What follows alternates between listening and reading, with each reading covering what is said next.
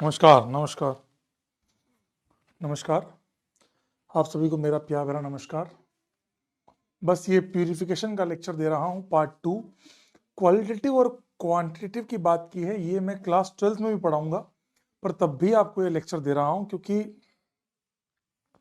कहीं ना कहीं जो बच्चे 11th भी एग्जाम देंगे उन सबके लिए बहुत इंपॉर्टेंट है, ATS देंगे उनके लिए इंपॉर्टेंट है। तो चलिए स्टार्ट करते हैं बिना किसी देरी के। मैंने इसका रिकॉर्डेड पहले ही कर लिया था, the second part of the video, जिसमें मैंने क्वालिटी क्वांटिटी पढ़ाया है। अभी मैं केवल डिस्कस करने जा रहा हूँ जो हमारा GI वाला पार्ट बचा हुआ था, नंबर ऑफ आइसोमर्स। इसमें ये केवल ये वाला GI कर रहा है और ये GI कर रहा है, तो इसमें होंगे 3, cis cis, cis trans, trans trans. Trans cis नहीं लूंगा because cis trans trans cis, ऐसे जाओ बात बराबर है, तो दिस विल बी केसेस। इस वाले में बात करें तो इसमें भी 3 है, ये और ये। इत्तेफाक देखो, चाहे इनको लो चेन में, चाहे इनको लो, चाहे इनको लो, बात बराबर है, सिमेट्रिकल है। तो आप किसी को भी सीस, मतलब मान लो मैंने 3 सीस रखे, ठीक है। अब 2 सीस एक ट्रांस, अब एक ट्रांस इसको रखूं चाहे इसको रखूं चाहे इसको रखूं, बात बराबर है। क्योंकि क्योंकि क्योंकि आप किसी को भी कुछ भी रख लीजिए, सेम ही आपने मान लो इसको सीस, इसको ट्रांस रखा, तो रूल नंबर 6 क्या बोलता है, सिस और ट्रांस में सिस को प्रायोरिटी देंगे, तो ये चेन होगी। आपने इसको ट्रांस रखा, इसको सिस रखा, तो ये चेन होगी। तो कुछ भी कर लो, आप किसी को भी एक को ट्रांस कर लो, बात बराबर है। तो सिस सिस ट्रांस, सिस ट्रांस सिस या ट्रांस सिस सिस बराबर है 2 सिस। फिर 2 ट्रांस 1 सिस, किसी को भी सिस रख लो, बात बराबर है। और तीनों trans, 4 will be the correct answer. कोई फॉर्मूला काम नहीं करेगा। Same here, all cis, 3 cis एक ट्रांस, किसी को भी कर लो, कोई फर्क नहीं पड़ रहा। 2 सिस 2 ट्रांस किसी को भी कर लो, जो 2 सिस वाले होंगे वही मेन चेन में आएंगे। 3 ट्रांस 1 सिस और चारों ट्रांस। कुल मिला के इसमें कोई टेंशन वाली बात नहीं है। लीनियर चेन में होता तो हम सोचते कि भैया बीच वाला सिस आए, साइड वाला सिस आए। यहाँ तो एक sp3 के अबाउट है, तो कैसे भी कर लो, नंबरिंग सेम ही आनी। ये वाला सूडो वाला केस है, ये वाला GI कर भी सकता है और नहीं भी, depend on this one. Cis cis GI नहीं करेगा बिकॉज ये और ये सेम है, H नहीं आएगा यहाँ पे, दोनों सेम है। सिस सिस, ट्रांस ट्रांस तब भी एक ही आएगा। सिस ट्रांस, मैंने आपके क्लास में रिकॉर्डिंग देने का इसलिए सोचा है कि मैं लाइव क्लास ले नहीं पा रहा, लेने की इच्छा भी हुई, पर मैं लास्ट क्लास में मैं बोलने लगा, मेरे अंदर शायद मैं रो देता, इसलिए मैं थोड़ा सा नहीं सपोर्ट कर पा रहा। हो सकता है एक क्लास लाइव लूँ मैं आपकी, लास्ट क्लास, बट मैं दिल से बोलूँगा आप प्लीज़ सपोर्ट कीजिएगा। मेरी 3 क्लास बची, इस क्लास के बाद हाइड्रोकार्बन की 3 क्लास बची है, 2 रिकॉर्डेड दूंगा और 1 लाइव लूंगा। लास्ट क्लास या जो भी एक क्लास होगी लाइव लूंगा, है ना। ये लिया 2 सिस 2 ट्रांस, दोनों ट्रांस, 1 सिस 1 ट्रांस, ट्रांसिस बराबर ही है। अब इसमें इस केस में भी GI नहीं कर रही है, क्योंकि इधर जाओ बराबर है, इधर भी सेम है। ये सिस ये ट्रांस, अब ये GI कर रहा है, तो it can be cis, it can be trans. तो बीच में क्या है सर, ये वाला डबल बॉन्ड, ये भी GI कर रहा है। तो 4 केसेस आर पॉसिबल जो मैंने लिख दिए हैं। सूडो ज्योमेट्रिकल आइसोमर्स या सूडो स्टीरियो सेंटर, ये लिया। अब यहां पे देखो, ये वाला पार्ट GI कर भी सकता है और नहीं भी। तो अब डिपेंडिंग ऑन ऑल 4, पहले उनको बना लो, चारों सिस, चारों ट्रांस, 2 सिस 3 सिस 1 ट्रांस। किसको करूं ट्रांस, किसी को भी कर लो, जो 2 सिस रहेंगे वही चेन में आएंगे। 3 ट्रांस 1 सिस, किसी को भी कर लो 1 सिस। 2 सिस 2 ट्रांस में 2 केस बनेंगे, या तो T1 के दोनों लोग सिस सिस, दोनों ट्रांस ट्रांस, या फिर T1 का 1 सिस 1 ट्रांस, उसका 1 सिस 1 ट्रांस। अब अगर हम ढंग से देखें तो 6 केस तो ये बन गए। इस केस में बीच वाला डबल GI कब कर सकता है, जब ये अलग हो और वो भी अलग हो। अब ये अलग कब होंगे, जब सिस ट्रांस हो, वो अलग कब हो जब सिस। केवल ये वाला केस है जब GI कर रहा है। तो यहाँ भी देखो अलग अलग है, पर ये वाला दोनों सेम है। T1 के अलग है, T2 के सेम है, कुछ भी कर लो आप। केवल ये वाला केस ऐसा है जहां बीच वाला डबल बॉन्ड GI कर रहा है। ये दोनों सिस सेम साइड है, सिस सिस सिस, और ये ट्रांस, अपोजिट ट्रांस। तो 1 2 3 4 5 6 7 7 विल द करेक्ट आंसर। ये बहुत फाड़ू सवाल है जो मैं वरुण बैच में कराया करता हूँ, मतलब आप समझ रहे हो, the last stage of JEE advance. ये बहुत आसान है, ये डबल जीआई नहीं कर रहा, 6 के अंदर की डबल जीआई नहीं करती, ये डबल जीआई कर रही है, एच अलग ये अलग, T2 पे ये अलग और ये अलग, एक ये जीआई कर रही है लोन पे एच, तो 2 की power 2 4, cis cis trans trans cis trans trans cis. 31 हो गया था, यहां तक हो गया था, यहां तक हो गया था। ये वाले की बात करें तो ये सेंटर करल है, ये सेंटर करल है, तो R R S S R S, S R वाला केस नहीं ले पाऊंगा क्योंकि R S S R same है। ये वाले में ये वाला फिक्स्ड है, फिक्स्ड है मतलब आप इसको वेरी नहीं कर सकते। This can be wedge and dash, तो 2 बनेंगे, दोनों क्या होंगे diastereomer, wedge wedge wedge dash, वो फिक्स, एक फिक्स है वेज, दैट्स इट। ये लिए ये डबल जीआई कर रहा है, ये सेंटर कैरल है, तो cis R cis S trans R trans S 4 आएंगे, ये कैरल ये कैरल ये कैरल, तीनों आर 2 आर 1 एस। क्यों सर, किसको करें एस, किसी को भी कर लो, आपने 2 आर 1 एस किया तो चेन में ये आएगा, क्योंकि आर और एस में आर को प्रायोरिटी मिलती है, इसको एस रखा है, इन दोनों को आर लिखा, तो ये चेन हो जाएगी। तो कुछ भी कर लो, किसी को भी एस बना लो, 2 आर वाले ही चेन में आएंगे, 2 एस 1 आर, तो ये 2 या ये 2 कोई भी चेन में आ जाएगा, बात बराबर है, या फिर तीनों एस। ये फिक्स्ड है, इसी का एग्जांपल है, ये फिक्स्ड है, ये वेरिएबल है, तो ओनली 2 बनेंगे, सिस आर सिस एस 2 बनेंगे, ये फिक्स है ना, सिस ट्रांस ले नहीं सकते इसको आप। ये वाला सेम इसके ऐसा है, चारों आर चारों S 3 R 1 S 3 S 1 R 2 R 2 S 5, that's it. ये बहुत आसान है, केवल ये सेगमेंट बचा है। इस वाले का तो मैं आपको डायरेक्ट बता देता हूँ, 39 आंसर है। सर कैसे किया आपने इतना फास्ट, तो मैंने बीच वाले डब्बे को कांस्टेंट रखा, ये जीआई कर रहा है, हाँ, this can be cis trans या ईजेड मान लो, जो भी मान लो। आप एक काम करें, ये चारों सिस हो, क्या क्या केस पॉसिबल है, चारों सिस हो, चारों ट्रांस हो, वही होगा। तो इस तरह ये टीटी क्या है, मैं नहीं समझा। अरे भाई, ये वाली रिंग ट्रांस हो, समझ गए मैं क्या बोल रहा हूँ, ये ट्रांस हो ट्रांस हो ट्रांस हो, ऐसे। फिर 3 सिस 1 ट्रांस, किसी को भी कर लो बराबर है, या 3 ट्रांस 1 सिस, किसी को भी कर लो। 2 सिस 2 ट्रांस में 2 केस बनेंगे, या तो ये दोनों सिस ये दोनों ट्रांस, या फिर ये दोनों सिस आजू बाजू, समझ गए, एडजेसेंट और डायगोनल, ये दोनों और आजू बाजू वाले।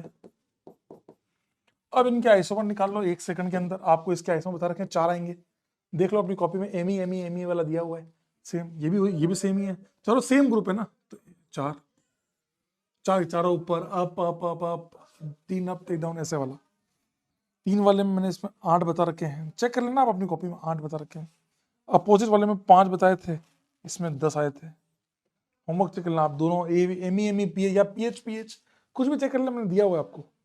तो 16 और 8 24 और 5 29 और 10 39, चेक कर लेना आप अपनी कॉपी में।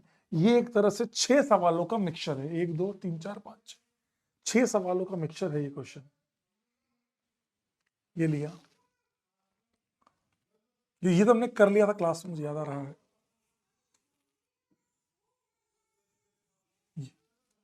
ये पूरा का पूरा सिस्टम एक लेना पड़ेगा, ओनली 2। कैसे सर, ऐसे,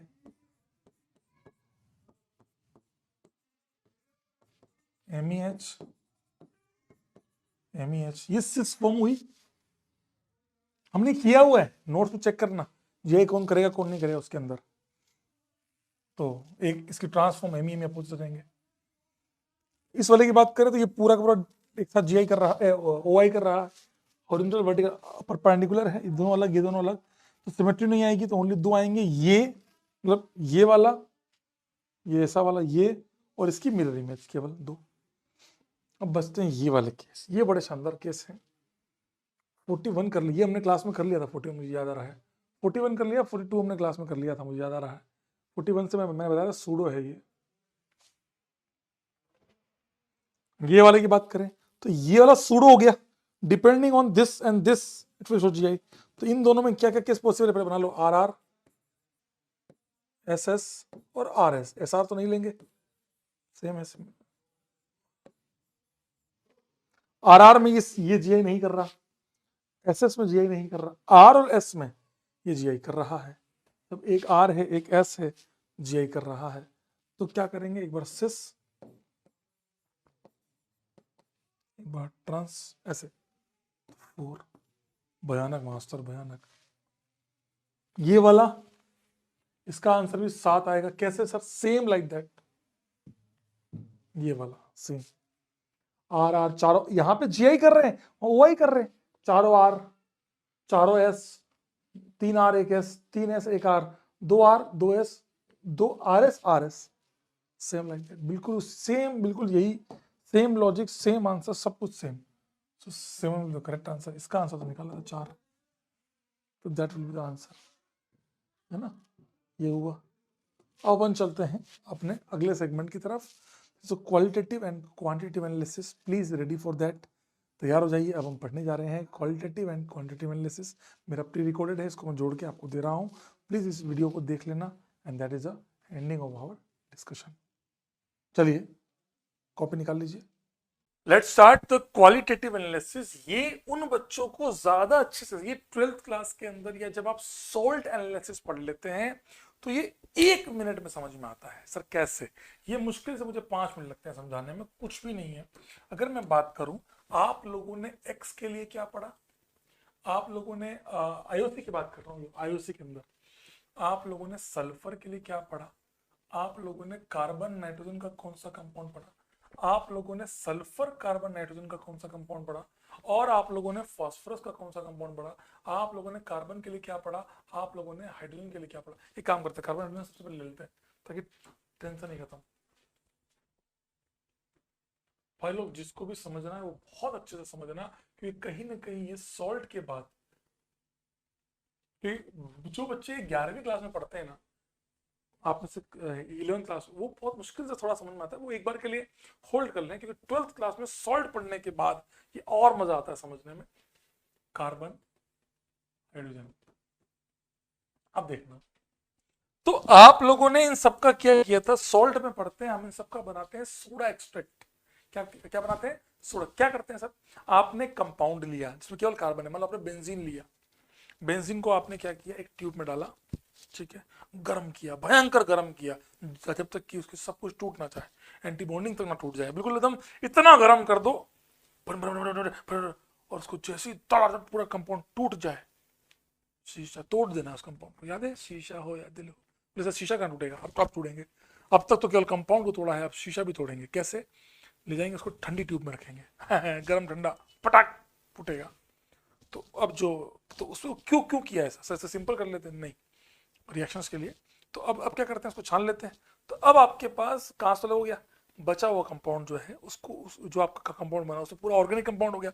मान लो आपके पास बेंजीन था, तो आपको क्या बन गया, C6H6 एटॉमिक फॉर्म में बन गया, पूरा पूरा मॉलिक्यूल बन गया। कार्बन अलग, 6 कार्बन 6 में पड़ा, ऐसे बहुत, जितने जिस कंपाउंड करना है आप वो कर दीजिए। फिर हम डालते हैं सोडियम, एक्सेस ऑफ सोडियम, हम थोड़ा सोडियम डाल के उसको उबालते हैं, सो दैट सोडियम के साथ वो एक मॉलिक्यूल बना ले। सोडियम के साथ वो उसको बोलते हैं सोडा एक्सट्रैक्ट। जैसे ये, इसको नहीं, ये यहां पर इन चारों को हम बनाते हैं सोडा एक्सट्रैक्ट। सोडा एक्सट्रैक्ट में क्या बनता है? यहां बनता है NaX, यहां बनता है NaX। ध्यान से सुनना, अभी तो केवल समरी दे रहा हूं, फिर आगे बताऊंगा, सब बताऊंगा। एनसीईआरटी की लाइंस भी पढ़ेंगे, पर एनसीईआरटी की लाइंस पढ़ने वाली बेवकूफी हम नहीं करेंगे। एनसीईआरटी लाइन पढ़ रहे हैं, या हो गया हो गया हो गया हो गया, समझते हैं। NaX, ये क्या बनेगा बेटा, Na2S। तो कहीं ना कहीं अगर सॉल्ट पढ़ा होगा तो ये हाइलाइट आयन का टेस्ट हो गया, अनायंस का जो सॉल्ट एनालिसिस है।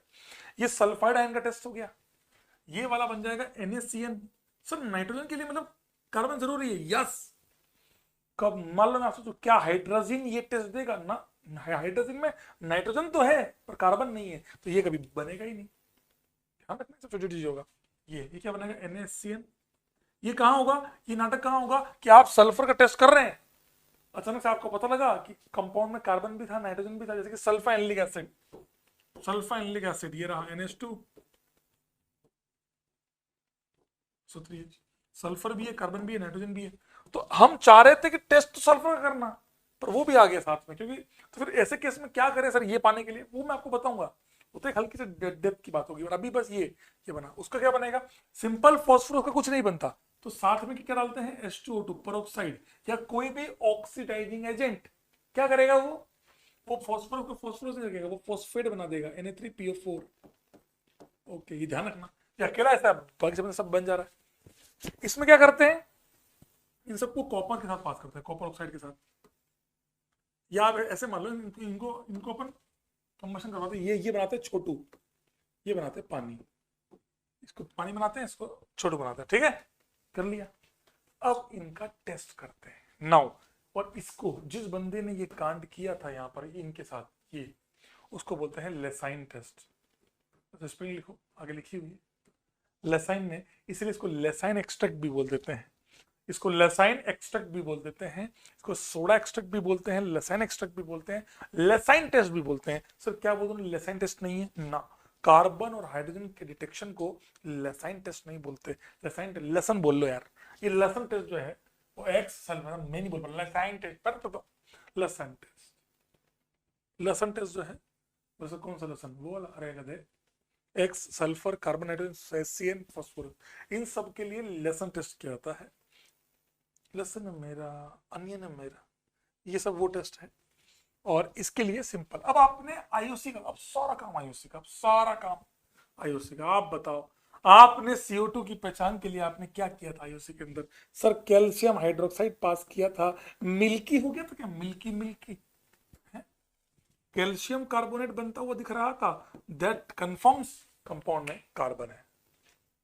पानी के लिए क्या किया था, बोले सर एक ही था, कॉपर सल्फेट, बस खत्म। तो उससे क्या बनता है, कॉपर सल्फेट डॉट 5H2, नीला थोता है, नीला थोता ब्लू विट्रोल, तो ब्लू कलर का सोचने का हाइड्रोजन कंफर्म। समझ आ रहा है मेरे गधो, कितना आसान है ये। आप क्या रखते हैं इसके अंदर, कॉपर सल्फेट, क्या बन जाएगा, ब्लू विट्रोल। यहाँ पे ये मिल्की लाइम वाटर, ये आपको कॉपर ब्लू विट्रोल। अब इनके अंदर डालते हैं, इनके अंदर आप बताइए एक्स को क्या पसंद है, बोले सर एक्स को तो एक ही चीज पसंद है, वो है AgNO3। तो ये क्या बना लेंगे, इसको पहले ना HNO3 के साथ, अब देखो ये सब बारीक है, आंसर तो आपका आ गया कि सर मास्टर, आंसर तो हमारा आ गया मास्टर, इसमें AgX बनेगा। अब AgX के अंदर आपको पता है कि अगर Cl हुआ तो व्हाइट PPT, Br हुआ तो पेल येलो, और I हुआ येलो, PPT आ जाती है, बात खत्म। उसका भी टेस्ट बताऊंगा अभी। ये सब अब आपको लग रहा है, पर literally I am saying this, ये इनऑर्गेनिक केमिस्ट्री में सॉल्ट में सब बच्चे पढ़ चुके हैं, सब पढ़ चुके होते हैं। Na2S की बात करें तो Na2S के दो टेस्ट है, कितने टेस्ट है, दो टेस्ट है Na2S के, दो टेस्ट है। अच्छा, दो कैसे सर, इसको एक बार तो पास करते हैं लेड एसिटेट के साथ, आए हाय याद आया कुछ, लेड एसिटेट Pb के साथ S2 माइनस, ये क्या बना लेगा, PbS। क्या बना लेगा, PbS। PbS की बनती है ब्लैक PPT, ब्लैक PPT। तो कंफर्म हो गया कि सल्फाइड आयन है, तो मतलब मॉलिक्यूल के अंदर सल्फर मौजूद है। मैंने कहा बेंजीन सल्फोनिक एसिड PHSO3H, क्या टेस्ट देगा, बिल्कुल देगा सर, सल्फर है बना के बना लेगा। और सर एक और, सोडियम नाइट्रोपोसाइड, यहाँ तो क्या है, लेड एसिटेट। इनकी बारीकियां समझेंगे अभी हम, कि इसमें पहले क्या डालते हैं, अगर मान लो कभी ऐसा हुआ तो क्या करेंगे, कभी वो हुआ तो क्या करेंगे, फिर उसको कैसे, वो सब चीजें तो अभी आएंगी। पहले मैं आपको एक ब्रीफ आइडिया दे रहा हूँ कि भैया इनसे आपके 99.99% सवाल हो जाएंगे, एक आध बिल्कुल वो आ जाए बीच में तो बात अलग है। सोडियम नाइट्रोपोसाइड 11वीं वालों के लिए ये समझना थोड़ा मुश्किल है, लेकिन क्वांटिटेटिव एनालिसिस बहुत आसान है, मोल कॉन्सेप्ट है। और ये वाला पार्ट जो है ये कहीं ना कहीं सॉल्ट का है। तो यहाँ पे NO से आपको याद होगा, NO से क्या बनता है, NOS, वॉयलेट कलर या ब्लू, जो भी आप बोल लो, पर्पल वॉयलेट कलर, ये बना वॉयलेट कलर। NO से सल्फर घुस जाता है, NOS बनता है, ठीक है। CN का बात करें तो आप सबको पता है, सबसे पहले डालते हैं एक्वस FeSO4। तो यहां से आपका बनेगा NO2 सोडियम फेरोसाइनेट, याद आया, एंड देन Na2FeCN6 वाला पार्ट है, देन FeCl3।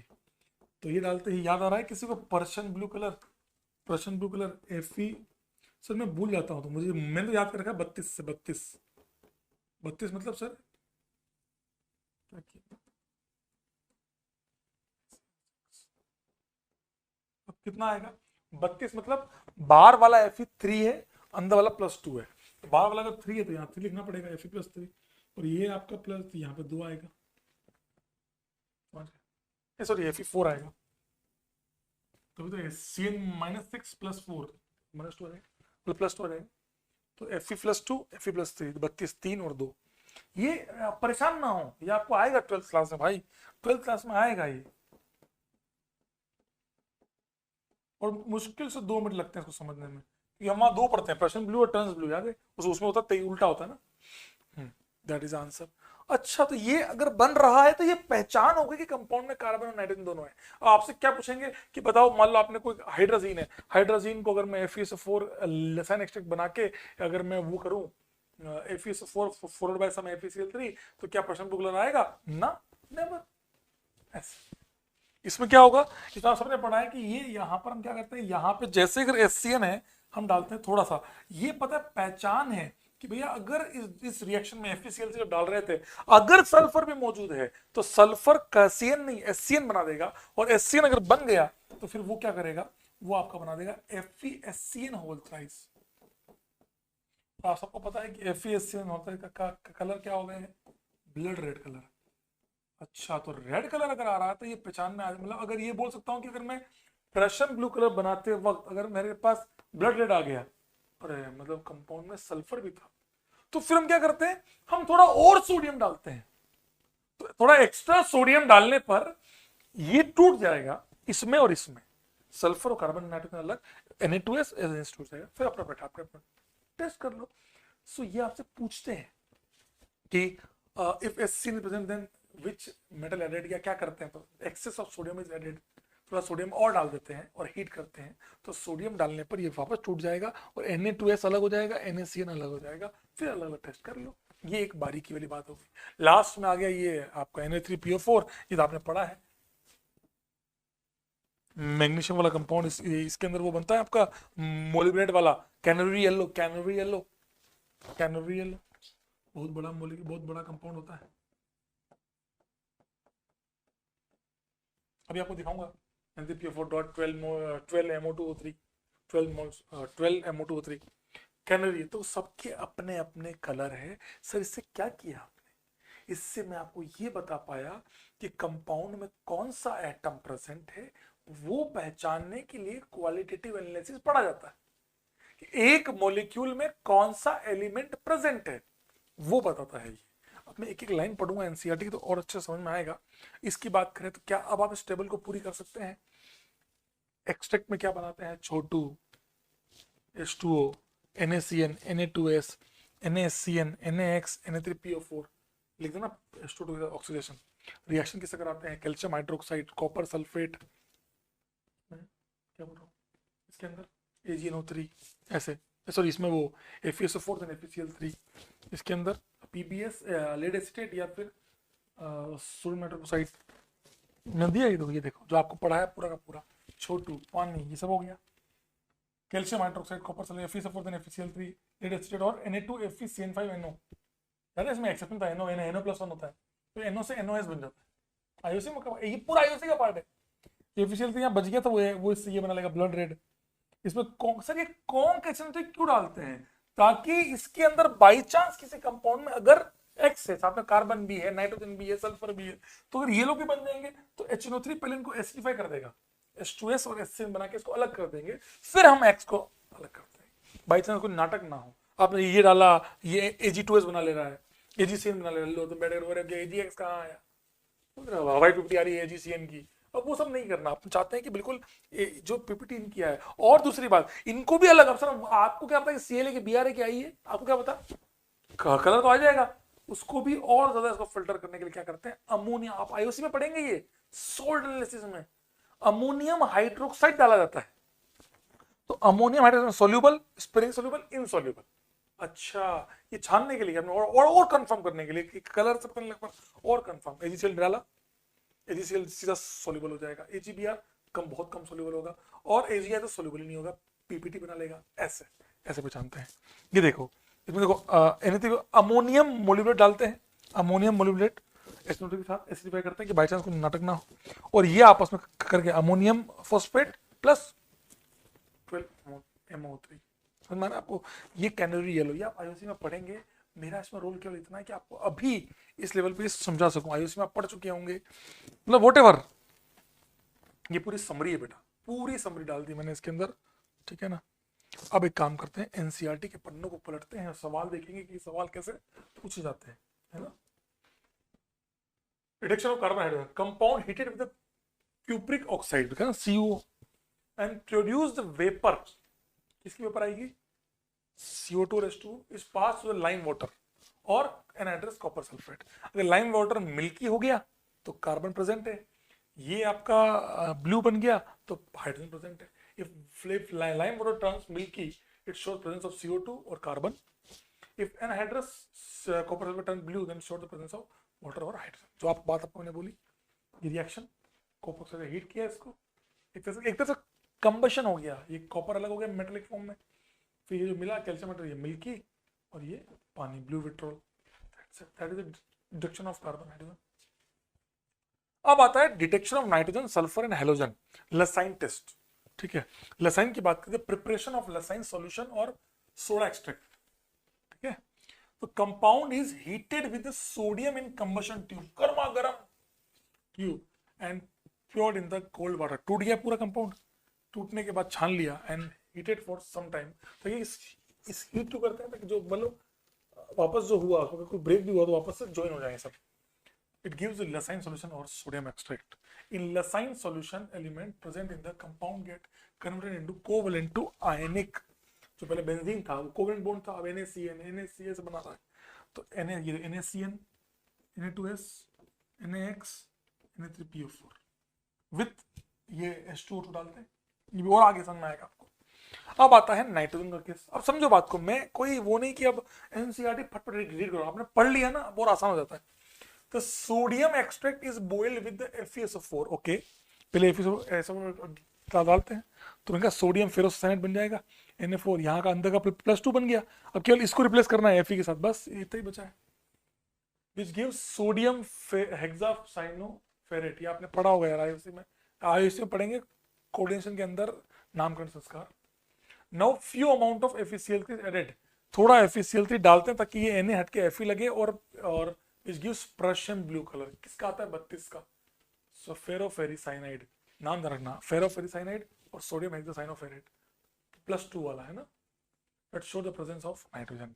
समझ में आया किसी को, ये और ये Prussian Fe4 एफिशिएंसी बोलता है, +3 +2, तो ये आपका आ गया 32। क्या इतना ही है, खत्म हो गया, क्वालिटेटिव एनालिसिस खत्म हो चुका है आपका। क्या आपको, अब तो मैं इनसाइड रीड करवा रहा हूँ। तो sulphur is present in the form of Na2S, okay. तो ए और बी देखो, दो टेस्ट करा रखे हैं, सोडियम एसिटिक एसिड, ठीक है, थोड़ा सा इसको न्यूट्रलाइज किया पहले, H2SO4 लेंगे तो पता चला वो ऑक्सीडाइज हो जाएगा, तो हम स्ट्रॉन्ग एसिड नहीं लेते, नॉर्मल एसिड लेते हैं, and lead acetate is added to which gives black PPT. Lead acetate से क्या होगा, PBS का ब्लैक पीपीटी बनेगा, and show the presence of sulphur. जो आपको बोला था वो का वो same reaction, nothing is change. Nitroprusside test, sodium extract plus sodium nitroprusside, violet करो, NO से क्या बन जाता है, NOS, सोडियम नाइट्रोप्रोसाइड। आप पढ़ेंगे आईओसी में ये, इसमें NO मुझे याद आ रहा, आज मुझे बचपन की बात याद आ रही कि यहाँ पे NO+1 में होता है, NO यहाँ 0 में, NO+1 में होता है, ठीक है, NOS बन गया। सो दैट सल्फर भैया, हाँ वॉलेट चेंज हो गया, मतलब सल्फर आया इसलिए चेंज हुआ, तो ये पहचान हो गई सल्फर की। फिर नोट देखो, अब ध्यान से देखो, अगर पता लगे साला सल्फर भी है और कार्बन नाइट्रोजन भी है, if nitrogen and sulphur both are present in the compound then they form sodium thiocyanate HCN in sodium extract HCN। And during the test of nitrogen, मैंने कहा ना जहां हम FeCl डालते हैं, during the test of nitrogen in place of Prussian blue we will get the blood red colour, कि CN तो बना ही नहीं, CN तो HCN बना, HCN FeCl से तो क्या लगेगा blood red colour FeSCN whole thrice.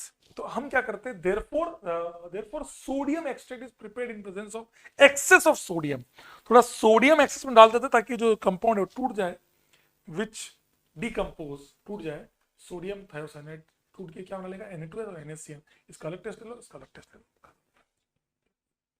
जो बातें बोली है सब एनसीईआरटी में लिखी है। Before the test of halogen sodium actually boil with the conc HNO3। लो क्यों करते हैं ऐसा, आपको मैंने अभी बताया कि इनको एसिडिफाई करने के लिए, HCN और H2 बनाने के लिए, to decompose Na2 in form of H2 and HCN, इनको हम उड़ा देते हैं, बाहर निकाल देते हैं दोनों को। Now sodium extract is treated with silver nitrate AgNO3 which gives AgX।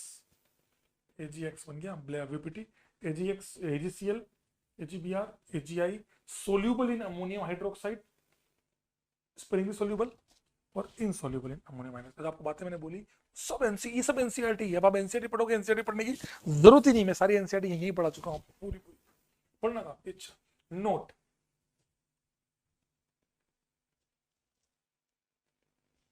ये तो आप अभी बताया, ये वही वाली बात, ये बात लिखिए कि अगर किसी कंपाउंड में नाइट्रोजन और सल्फर भी मौजूद हुआ तो पहले HNO3 के साथ उसको बॉइल करते हैं ताकि H2S और HCN बन जाए। ये अलग से लिखवाया ताकि आपको ध्यान रहे। बिल्स्टीन आपके सिलेबस में नहीं है, बिल्स्टीन टेस्ट आपके सिलेबस में नहीं है, वो कॉपर की वायर लेके आपको भी सोल्व पढ़ोगे कि कॉपर की वायर लिया उसका कलर आता है ग्रीन कलर, ग्रीन फ्लेम्स आती है। टेस्ट ऑफ फॉस्फोरस, ये एनसीईआरटी में भी नहीं है Beilstein. Test of phosphorus, compound is heated with an oxidising agent Na2H2 मैंने कहा ना आपको, एक ऑक्सीडाइजिंग एजेंट लिया ताकि phosphorus will convert to phosphoric acid, phosphate, so the phosphorus in compound is converted to phosphate which on further reaction with ammonium molybdenate in presence of HNO3 gives canary yellow PPT of ammonium phosphate and MO3 है ना, presence of phosphorus, इससे मतलब करते हैं phosphorus, समझ गए, canary yellow। so that is the ending of qualitative analysis, कि ना पूरा salt analysis। तो जो बच्चे थोड़ा भी परेशान हो रहे हैं कि सर मेरा भी सॉल्ट नहीं हुआ है, अरे भाई परेशान क्यों होते हो, ये आप सॉल्ट पढ़ने के बाद विद इन 10 मिनट टॉपिक खत्म कर दोगे आप, इतना आसान है ये सवाल, अपने आते ही बहुत आसान है। अभी आपको मैं PYQs कराता हूँ, चलो आओ लेट्स डू द PYQ। आओ कुछ PYQ करते हैं। पहले तो ये रहा एनसीईआरटी का क्वेश्चन है ये। In the Lassaigne test for the nitrogen the Prussian blue color is obtained, किसकी वजह से आता है, 32 Fe4 एफिशिएंसी होल थ्राइस। अगर भूल जाओ तो 32 याद करो ना, 32 आता है, 32 ये नंबर बाहर नंबर नहीं है, अंदर इनके ऑक्सीजन स्टेट है, +3 +2 बिल्कुल सही है, +1 होता ही नहीं है, +4 होता ही नहीं है, B is the correct answer. Inorganic compound A is oxidised with the Na2O2। लो एक ही तो है जिसको हम ऑक्सीडाइज करते हैं, फास्फोरस, पढ़ना भी नहीं है। followed by boiling with the HNO3 the resultant solution is with the ammonium molybdenate, can भी येलो कलर आता है, ये येलो प्रेसिपिटेट। लो कह रहा हूं ना, कुछ सोचना भी नहीं है। which of the following compound will be suitable for the Zeldal method, ये Zeldal अभी आएगा, सॉरी Zeldal पे एक पोस्ट पे पहले आंसर हटाता हूं, ये भी आएगा, ये सब क्वांटिटेटिव है, मोल कॉन्सेप्ट। ये लीजिए लसाइन टेस्ट, भैया कौन कौन है, कौन है भैया, कौन है, नाइट्रोजन सल्फर फॉस्फोरस हाइड्रोजन, ये रहा 3 नंबर। Cu कॉपर CuO, तो CuO कहाँ काम आता है, एक तो काम आता है कार्बन और हाइड्रोजन के लिए, वो रहा 1 नंबर, वो CO2H2 बनता है। सिल्वर ने AgNO3 X के लिए AgX specific. The sodium fusion extract gives black PPT with acetic and lead acetate, PBS sulfur 3142। आगे अपना है क्या? हाँ अपना है। In Lassaigne test when both nitrogen and sulfur are present, तो सल्फर भी है नाइट्रोजन, HCN बनेगा, blood red, give sodium thiocyanate HCN is formed। बिल्कुल सही स्टेटमेंट है। if both are present in the organic compound then the excess of sodium used in the solution will decompose the thiocyanate to form NaCN। बिल्कुल सही बात है, बिल्कुल सही बात है। तो बोथ आर करेक्ट, कोई दिक्कत ही नहीं है। ये भी क्वांटिटेटिव है, quantitative quantitative quantitative compound that will give, ये भी 2023 में है, that will give positive Lassaigne test for both nitrogen halogen. कौन कौन नाइट्रोजन और हैलोजन का टेस्ट देंगे? NB है, XB, सल्फर नहीं होना चाहिए, X के लिए X चाहिए, N के लिए CB चाहिए और NB चाहिए। ठीक है, चलो एंट्री देखो बेटा, हाइड्रोजन वाला आ गया भाई साहब, ध्यान में नहीं था। कार्बन है, नाइट्रोजन है, Cl है, बिल्कुल देगा। नाइट्रोजन Cl है, कार्बन नहीं है, नाइट्रोजन ऑक्सीजन Cl है, कार्बन नहीं है। तो मेरे सवाल का मोटिव क्या था कि कार्बन ढूंढना था भैया, कार्बन है कि नहीं, ये तीनों आइटम चाहिए बस। कौन सा compound give quality Fehling test positive? ये अभी 12th क्लास में आता है, जो बच्चे 11वीं वाले हैं, जो 12वीं वाले हैं उनके लिए फेलिंग सॉल्यूशन पढ़ा है आपने कि CHO चाहिए, लेकिन एरोमेटिक CHO नहीं होना चाहिए, बस CHO चाहिए, एरोमेटिक नहीं चाहिए। Sodium gives a blood red colour, blood red colour, blood red colour मतलब सल्फर भी है, कार्बन भी है, नाइट्रोजन भी है। ये कैंसिल हो गया, ये सही है, ये कैंसिल हो गया। सल्फर कार्बन नाइट्रोजन की ब्लड रेड तो एक ही है भैया, बात खत्म। अब बच्चे ये दोनों लो, इन दोनों में ये एरोमेटिक है, ये एरोमेटिक कंपाउंड है, दो दो दो एरोमेटिक CHO ना चोलबे, this is the method too. देखो आप सब समझिए कितना बढ़िया सवाल है, क्वालिटेटिव के साथ POC मिक्स करके सवाल दिया है। ड्यूमा आ गया।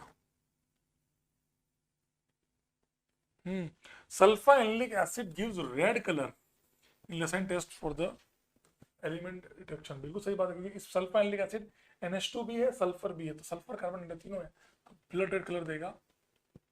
Sulphanilic acid gives esterification test for the carboxyl, बिल्कुल सही बात है, इसमें भी SO3 ग्रुप है, तो बिल्कुल देगा, 100% देगा। बट ठीक है, अभी आप इसको होल्ड कर सकते हैं।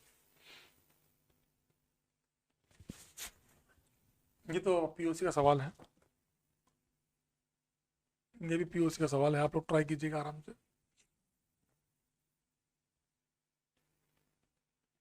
ये उसका सवाल है POC, ये क्वांटिटी का सवाल है। ठीक है, आ जाओ क्वांटिटेटिव वाला पार्ट पढ़ लेते हैं, आ जाओ। Now this is the ending of qualitative analysis. Now we are moving toward the quantitative analysis. बहुत मुश्किल से 20-15 मिनट, 15-20 मिनट 25 मिनट लगेंगे इसमें भी, कि बहुत छोटा है, तो NCERT पढ़ेंगे तो थोड़ा टाइम लगता है, बाकी तो बहुत बहुत छोटा है। चलिए लेट्स स्टार्ट।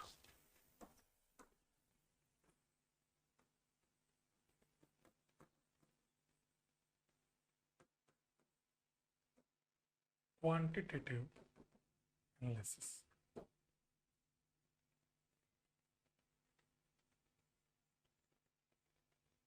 ठीक है, क्वांटिटेटिव एनालिसिस में क्या होता है सर? क्वालिटेटिव में हम एलिमेंट को डिटेक्ट करते हैं कि कौन सा है कि नहीं है, अब उसका एस्टिमेट भी करते हैं, ग्राम कितना है, उसका परसेंटेज कितना है कंपाउंड में, एक कंपाउंड में परसेंटेज नाइट्रोजन कितना होता है आपको पता होता है। वैसे अगर आपको कंपाउंड पता है तो आप निकाल ही लोगे।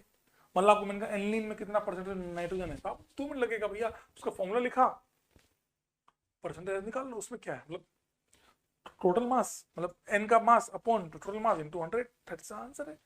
लेकिन अब आपको मॉलिक्यूल नहीं दिया है, आपको सीधा बस एक बोला ऑर्गेनिक कंपाउंड है, उस कंपाउंड में कितना परसेंट नाइट्रोजन है, उस प्रकार की चीजों में हमें ये पता होना चाहिए। सबसे पहली बात क्या करते हैं, बहुत ध्यान से सुनना, अब जो मैं बोलने जा रहा हूं इन सारी बातों में कुछ न कुछ अच्छी बात छुपी होगी।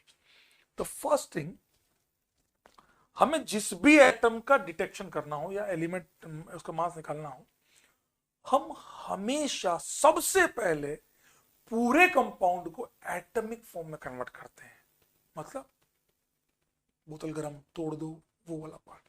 हम सोडा एक्सट्रैक्ट नहीं बना रहे, पर हम कंपाउंड को पूरा का पूरा उसकी एटॉमिक फॉर्म में लेके आ रहे हैं। अब मान लो कल को जैसे जेईई एडवांस में सवाल आया, मान लो मुझे इस कंपाउंड में ब्रोमीन का डिटेक्शन करना है, कि परसेंटेज ब्रोमीन निकालना है by this method, by this analysis.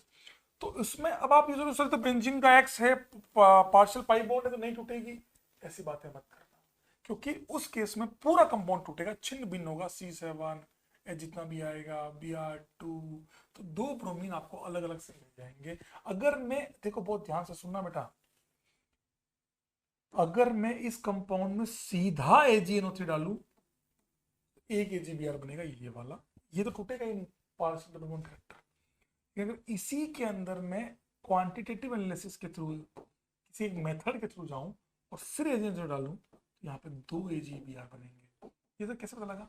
पूरे इस वाले के अंदर पूरे कंपाउंड को तोड़ दिया जाता है इन एलिमेंटल फॉर्म, इसमें हम सीधा रिएक्ट करवा रहे हैं, कोई टेंशन वाली बात नहीं है। तो ये वाली बात सिखाना जा रहा हूं कि भैया क्वांटिटेटिव एनालिसिस में सबसे पहली बात कंप्लीट एटॉमिक फॉर्म हो जाएगी, कंप्लीट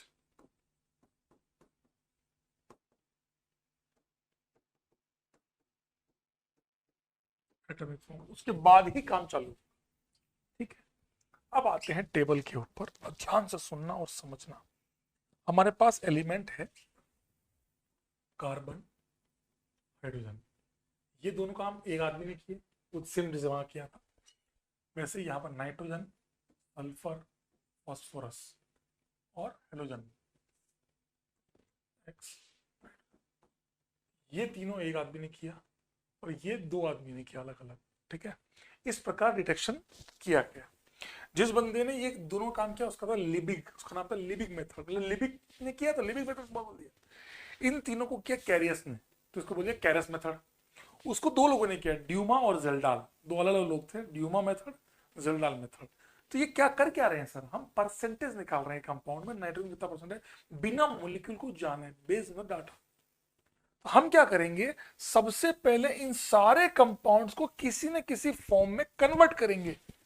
जैसे आपने वहां किया था ना, सोडा एक्सट्रैक्ट बनाया था, वैसे यहां मॉलिक्यूल को पहले किसी न किसी हीट करके जो भी करना है उसको किसी फॉर्म में कन्वर्ट करेंगे। जैसे जितना भी आपके पास कंपाउंड में सल्फर है उसको बेरियम क्लोराइड के साथ रिएक्ट कराते हैं and converted to the barium sulphate, BaSO4। इसमें सेम वही करते हैं, अमोनियम मॉलिक्यूल डालते हैं, उससे कंपाउंड बनेगा, तो आपको पता है जो अपन वहां बना सेम बनता है यहाँ पे बेरियम। अब क्या करते हैं ना, बेरियम सल्फेट से सब कुछ निकाल देते हैं। तो कैसे निकालते हैं, एक एक सिखाओ आराम से, यहाँ देख, यहाँ देख, अभी अभी अभी तक सब सिखाता हूँ, मैं सब सिखाऊंगा। एक्स है सेम वही AgNO3, क्या बनेगा बेटा, AgX बनेगा। मान लेते हैं एग्जांपल AgBr का, तो हम पता क्या करते हैं, अब आपको मैं सिखा रहा हूँ वो ध्यान से सुन लो, इसका इसका इसका इसका ये पांचों एक बार में खत्म होंगे। आप केवल इनके बस वो पता होने चाहिए किसके फॉर्म में, वो भी जेई आपको लिख के देता है, परेशान होने की जरूरत नहीं है, पर आपको पता होना चाहिए कैसे निकालते हैं। अब आप बताओ, simple mole concept, simplest form of mole concept लगाना है AgBr। हमें एक्स का एस्टिमेशन करना है, बताओ ब्रोमीन का मास कितना होता है, 80। ये भी लिख के देता जेई, जेई के सवाल देखोगे एडवांस के मेंस के सब लिख के देता है, Br लिए। तो Br कितना है, तो अब आपको ये बताना है कि भैया इसका मास कितना है, इसका मास होता है 108, ये है 80, मैं आपको बता रहा हूं। तो कहना इससे कि 188 ग्राम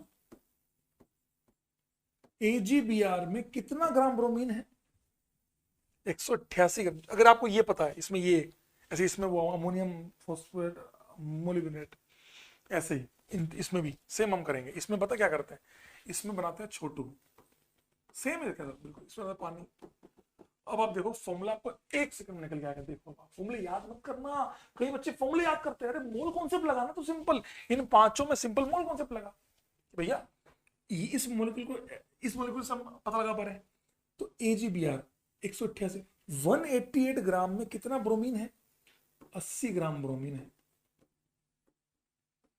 तो 1 ग्राम में कितना होगा, 80 बाय 188, और M1 ग्राम, M1 कहां से लाया, आपको ग्राम का दिया होगा कि हमें 0.2 ग्राम AgBr बना, तो वो मतलब M1 ग्राम। तो m1 ग्राम में कितना बनेगा 80/188 into m1.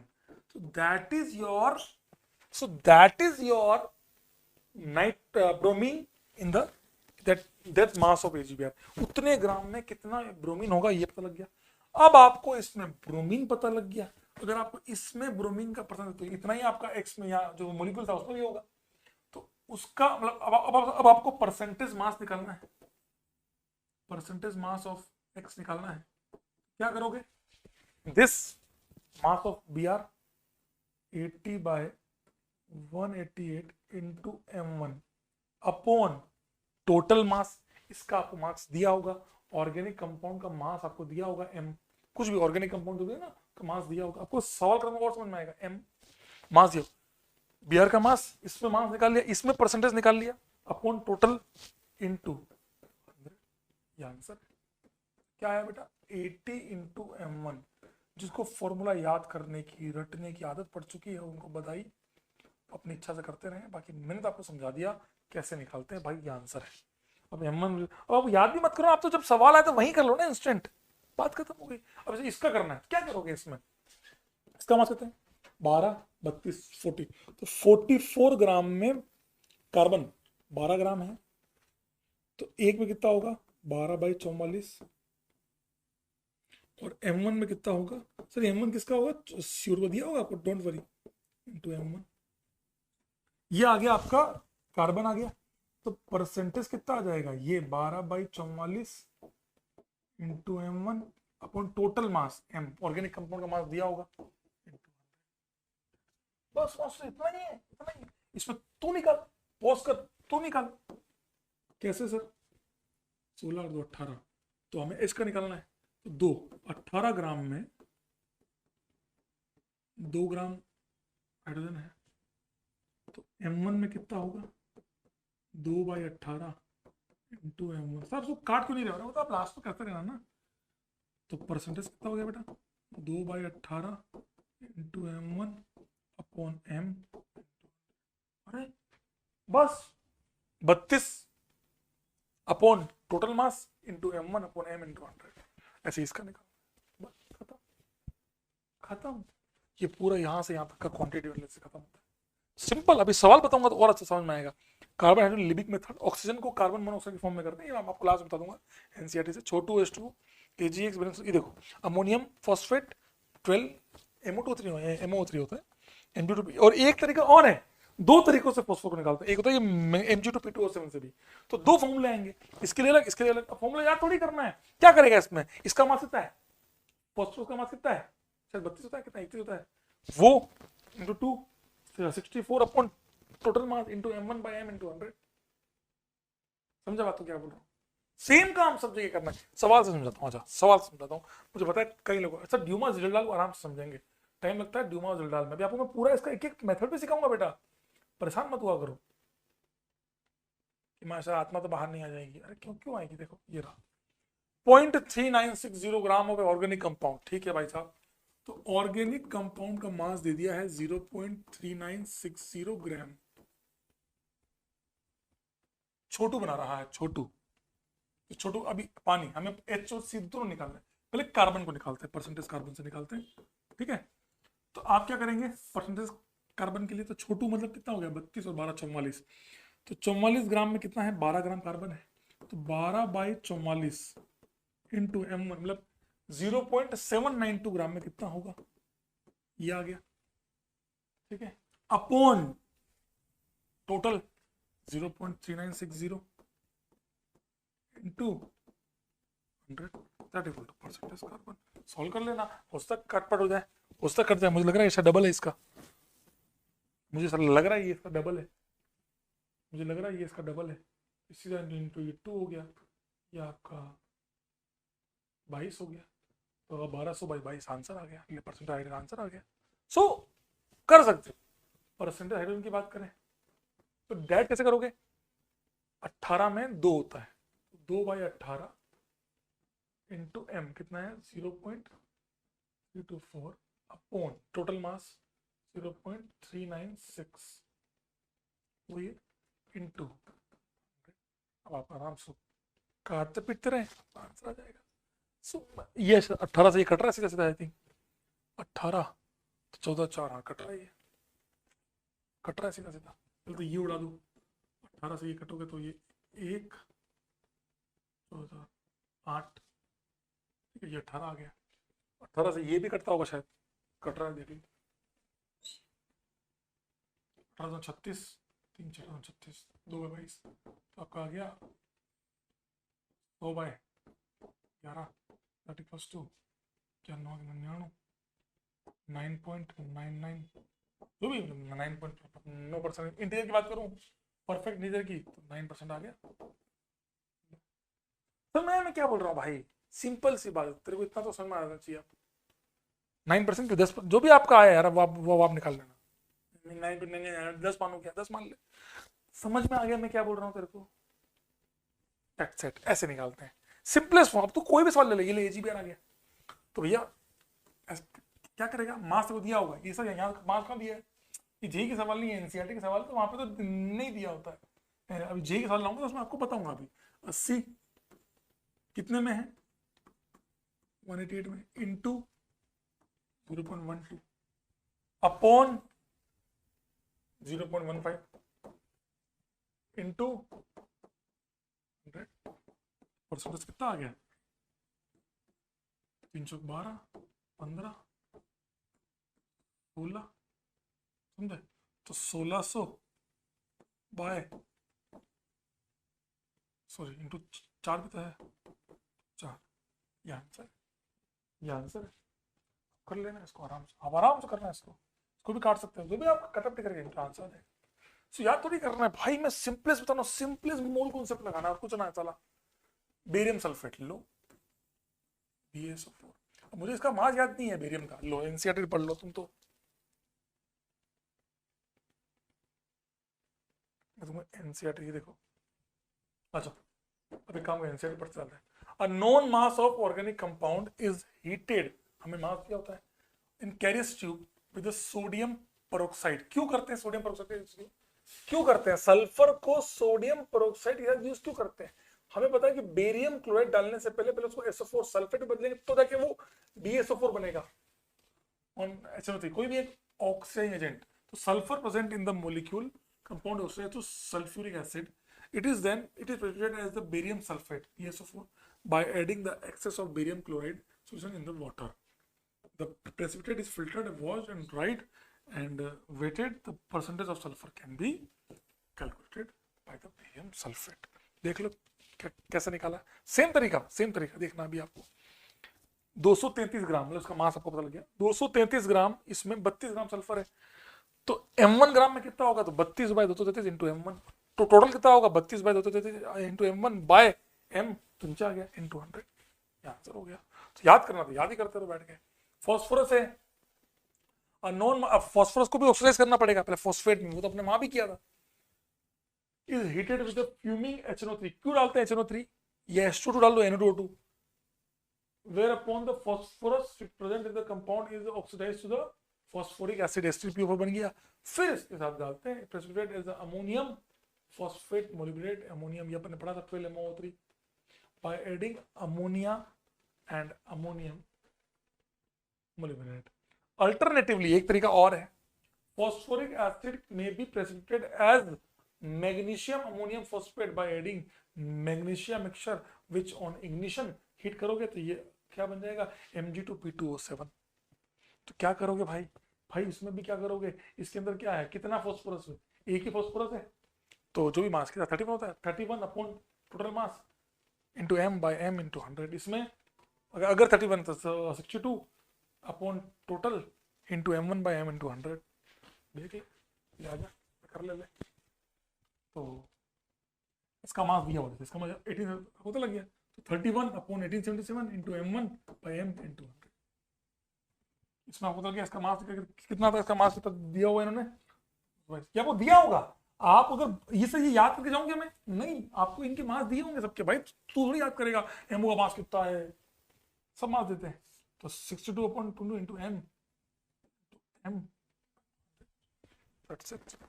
देखो दिया हुआ, समझ गए, प्रिंटिंग मिस्टेक इंटू M आएगा, ये ऑक्सीजन के बारे में आता हूँ।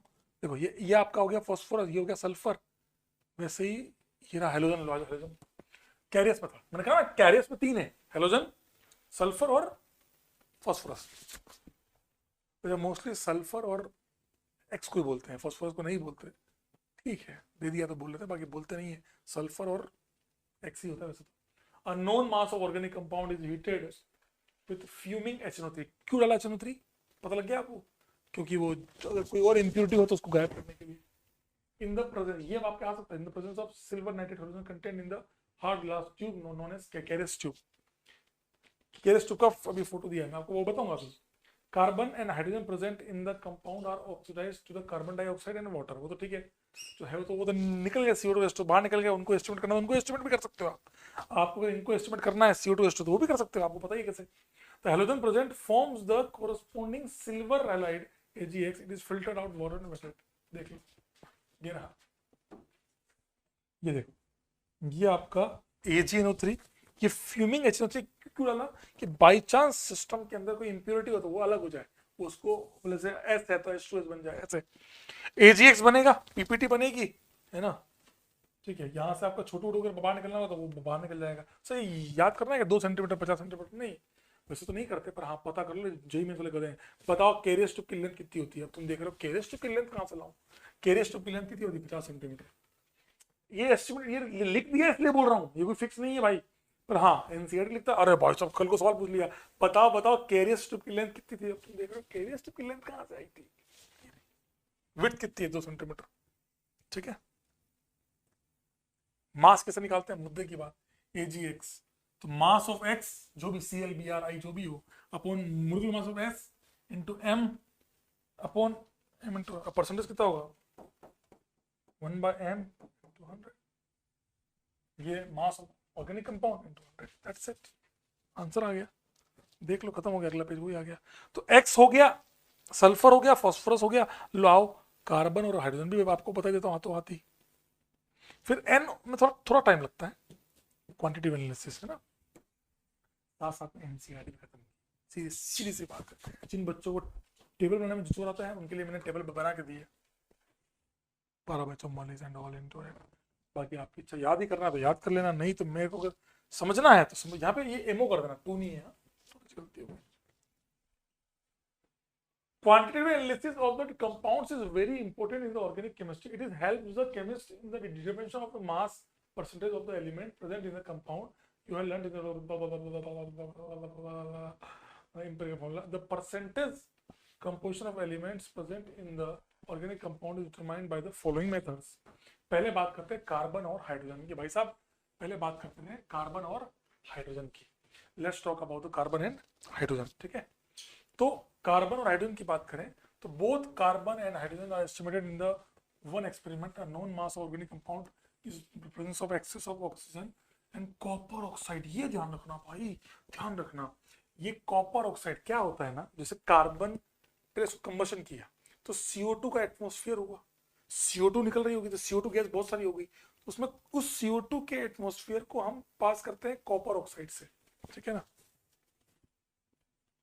तो ये देखो CxH2 X + Y/4 O2 CO2 H2। ध्यान से सुनना बेटा, ध्यान से सुनना। ये देखो यहाँ से O2 डाला, O2 से जितना भी हाइड्रोकार्बन था वो आपका कंबशन हुआ, आग लगी रही है ना, सिंपल है। तो यहाँ से छोटू निकला, तो जैसे ही ये CO से इसको पास कराते हैं इस पेलेट के साथ, बहुत ध्यान से सुनना, बहुत ध्यान से सुनना। अगर ध्यान से सुनिएगा प्लीज, इसको कैल्शियम से क्यों पास कराया, क्यों पास कराया, क्यों पास कराया? पानी निकल गया क्या, कैल्शियम हाइड्रोक्साइड बन गया। और ये येलो, ये जब ऑरेंज येलो दिख रहा है, ये KOH का सॉल्यूशन है। आपने मोल कॉन्सेप्ट में पढ़ा होगा कि KOH is added to absorb the CO2।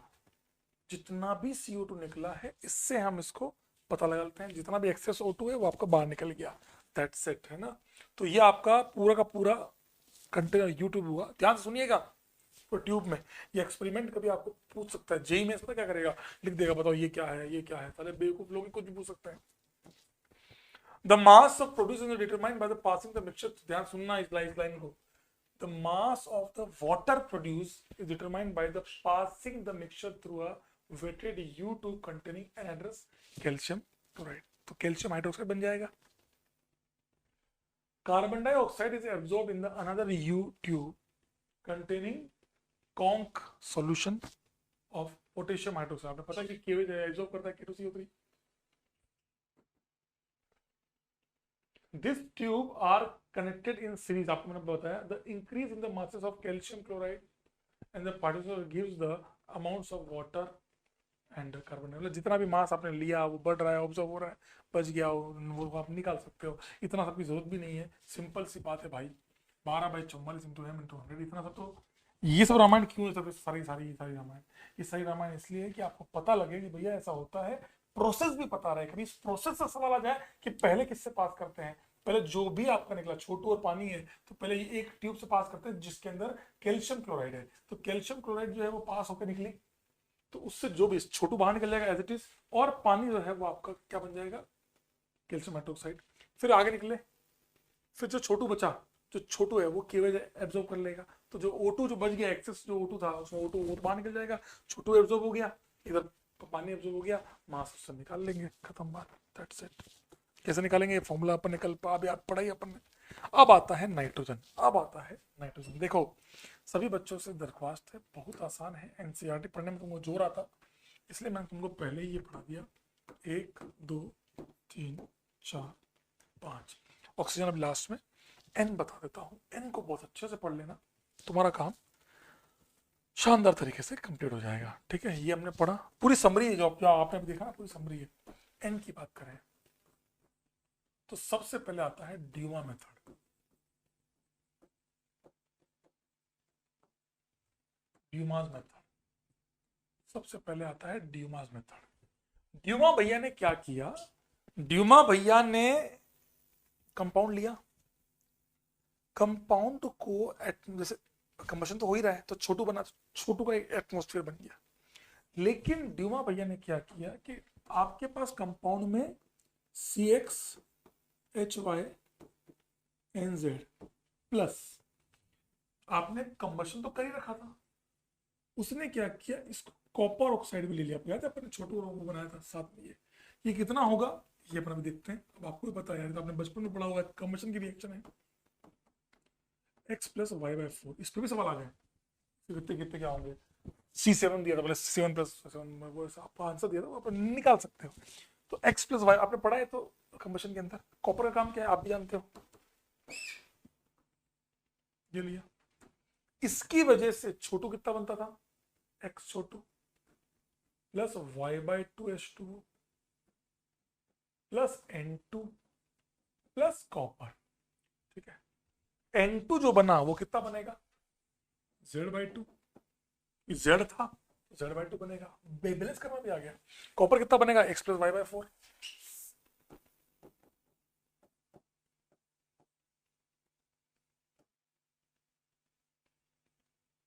ठीक है ना, ये आपका आंसर आ गया। सो अब ये बैलेंस याद करूं क्या? अरे भाई सिंपल कंबशन है, N को N2 के फॉर्म में, कुल मिला के हम जो एस्टिमेट करते हैं वो करते हैं N2 को एस्टिमेट करते हैं कि भैया कितना N2 निकल रहा है।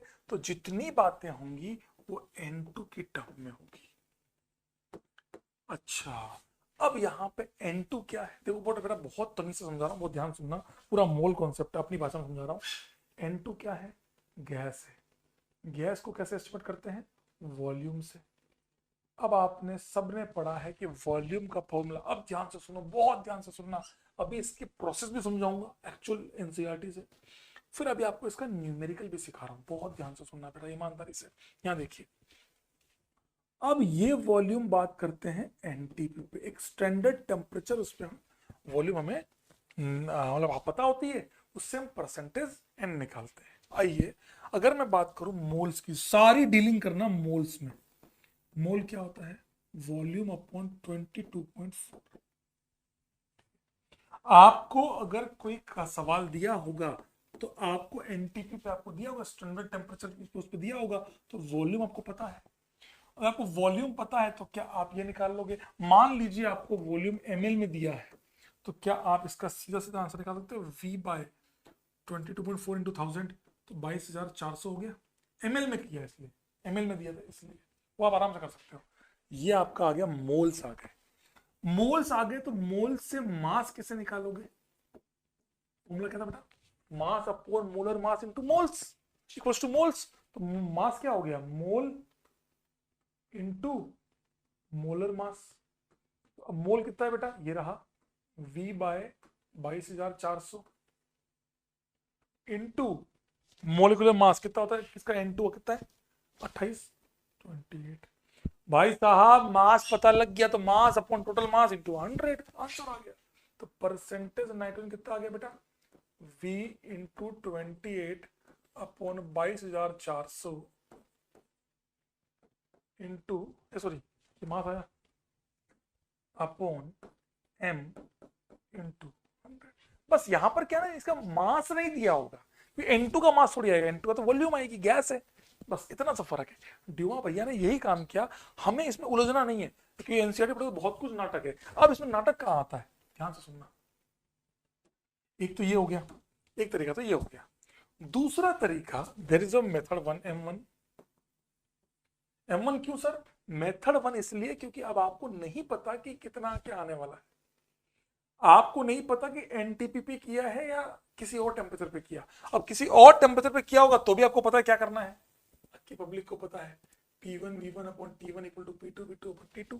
पहले एक काम करते हैं, इसका एक सवाल करते हैं जो ये वाला पार्ट जिसमें आपको कुछ नाटक नहीं है, सिंपलेस्ट दिया होता है। फिर मैं आपको वो भी सिखाऊंगा कि नाटक कैसे दिया होता है, कहाँ कर रहे होते हैं नाटक। मैं आपको एक एक बताता हूँ। ये देखो 0.25 एक ऑर्गेनिक कंपाउंड, इसका मास दिया हुआ है आपको। At NTP gives 31 ml of N2 by Dumas method find out nitrogen. तो अब आपको वॉल्यूम पता है 31 ml, तो मोल्स पता लग गए 31 अपॉन 22,400 ml है। लीटर वाले ध्यान रखना, 3.1 लीटर लिख दिया तो तुम साले ये मत कर देना ml की ऐसे किया मैंने। तो मास कितना हो गया 31 इंटू 28 इसका मोलिकुलर मास 22,400। क्या गया? तो परसेंटेज एन कितना हो गया 31 इंटू 28 अपॉन 22,400 मास अपॉन टोटल मास कितना है बेटा 0.25। निकाल लोगे आंसर आ जाएगा। आपको जो जेईई में सवाल होता है उसमें बहुत अच्छे डाटा दिए होते हैं, काट पीट वाले। बताऊंगा मैं सवाल आपको, दूंगा सवाल, आप ट्राई करना आराम से घर पे। लफड़ा कहाँ है ऐसे सवालों में? इसमें क्या लफड़ा है देखो, पढ़ो उसको, पढ़ो उसको। इतना ml मोइस्ट N2, पहली बात मोइस्ट मतलब N2 के साथ वेपर प्रेशर भी, मतलब एक्वस टेंशन भी आ रहा है, पानी का प्रेशर भी आ रहा है, मतलब N2 भी है और तो ये जो आपका वॉल्यूम है ये साथ में मिला है, मतलब वाटर तो हम हटा लेंगे पर ऑपरेशन में तो लफड़ा आएगा ना। By obtain from this gram of organic, इतना ग्राम ऑर्गेनिक कंपाउंड है एट 14 डिग्री, टेम्परेचर अलग है प्रेशर अलग है। एक्वस टेंशन में देखिए भाई जान, तुम्हें अगर पानी, ये टोटल प्रेशर है तो तुम्हें पानी का प्रेशर माइनस करना पड़ेगा। याद क्यों कर रहे हो कि इसमें ऐसा करते हैं वैसा करते हैं? टोटल प्रेशर दिया है उसमें से पानी घटा दोगे तो वो N2 आ जाएगा इस वन। परंतु अब क्या करोगे बेटा, तो P1 V1 अपॉन T1 ये मान लेते हैं अपन, कितने ले रहे हैं 14 डिग्री सेल्सियस पे, equals to P2 V2 upon T2 ये मान लेते हैं। आपको एनटीपी वाला था, एनटीपी ये लिया, लगाओ उंगला, that's it, simple mole concept. इस पे क्या P कितना बेटा 750 मत करना, -14 करना मत भूलना कि एक्वस टेंशन पानी का प्रेशर हटाओ तो 744। सर यहाँ mmHg को कन्वर्ट नहीं करेंगे, नहीं आप इसको भी mmHg ले लो ना, ये आपको mmHg दे दो, ये भी mmHg ले लो, उसमें क्या बेटा वॉल्यूम कितना है 31.7 अपॉन टेम्परेचर कितना है बेटा 287 इक्वल्स टू, ये आपको पता है P2 760 mmHg 180 इंटू V ये आपको निकालना है अपॉन T 273। लो अब केवल यहां से क्या आ जाएगा, यहां से V पता लग जाएगा आपको, मान लेते हैं x ml आ रहा है, लीटर जो भी आ रहा है आपको वो आप निकाल लेना, ml आएगा, कोई ये भी ml है तो ml में आएगा, x ml आ गया। इसको तो इतना गंदा कैलकुलेशन एग्जाम में आपको काट पीट वाला आएगा, परेशान मत हो, ये आ गया। अब आपको सेम काम करना है, वही V अपॉन 22.4 तो ml में है तो V क्या लिखोगे x इक्वल्स टू मोल, तो मास कितना हो गया। आराम से इसको रटो मत ना, फॉर्मूला सिंपल मोल कांसेप्ट लगा के कर लो कि भैया हमें फंडा पता है, हम आगे आप निकाल लेंगे 28 N2 आ रहा है, तो परसेंटेज कितना हो गया 28 इंटू एक्स हुआ तो आपने मास निकाल ही लिया था 22,400 अपॉन टोटल मास कितना बेटा 0.2033, आंसर आ गया। तो ये रटना थोड़ी, ये मेथड 2 है, ये मेथड 2 जब P1 V1 T1 निकालना है। इफ टेम्परेचर मेंशन्ड है द सम अदर टेम्परेचर, समझ में मैं क्या बोल रहा हूँ, ऐसे करना। अब एक बचा जल्लाल, मैं देख रहा हूँ कि कोई सवाल आया है क्या जेई में। जल्लाल ये देखो, ये कैरियस पे सवाल आया, ये सवाल आया कैरियस पे, निकाल लोगे सिंपल। देखो मास दिया हुआ, देखो मैं कह रहा था ना आपको मास देता है, मास दिया होता है, यहाँ सोल्व करना आराम से। ये भी कैरियस पे है, आप खुद निकाल लोगे, 1 मिनट लगेगा। देखो ना यार, एक अपन कर लेते ना 108 और क्लोरीन का 35.5 दिया है। अरे यार इसको मैं नहीं कर रहा हूँ क्योंकि ये 0.5 में तो काट पीट में तो प्रॉब्लम आएगी। आप कर लोगे ना, मतलब क्या करोगे 35.5 है कितने में, इसको जोड़ो कितना है 130 143.5 इंटू M1 कितना मास मिला आपको AgCl का 0.4 अपॉन टोटल मास 0.25 इंटू 100 निकाल लेना, आपका आंसर आ जाएगा। ये आंसर है, तो बहुत बड़ा नहीं है, सिंपल है। ये भी AgBr का है, AgBr का निकाल लोगे आराम से परसेंटेज। ये देखो, ये आपका हॉबी क्या आपने, तो transformation occurring in the Dumas method, ये आपको दे दिया। अब ये नहीं भी देता तो आप करते, तो वैल्यू ऑफ वाई क्या होगी, वैल्यू ऑफ वाई क्या होगी, वैल्यू ऑफ वाई क्या होती है भाई, वैल्यू ऑफ वाई, वाई तो ये होती है CxH1 7 होगा, 7 आंसर ले। कुछ सॉल्व ही नहीं करना है, बोले ये दे दिया है तो भैया एक्स वाई जेड, तो वाई ये रहा, फॉर्मूला आपको दिया हुआ पूरा पूरा, जरूरत ही नहीं इन सबकी।